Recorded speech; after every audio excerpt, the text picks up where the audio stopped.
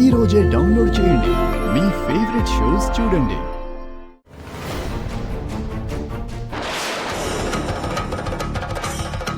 బల్లి పడితే అపశకునం అంటారు కదా.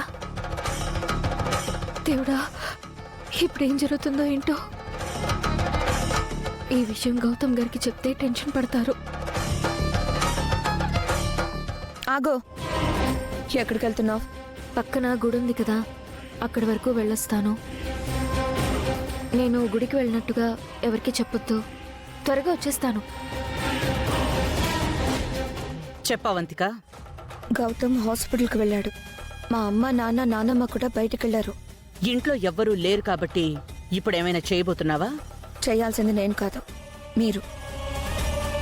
అదిప్పుడు మా ఇంటి దగ్గరలో ఉన్న శివాలయంకి వెళ్ళింది. మీరే ఏదో ఒకటి చెయ్యండి.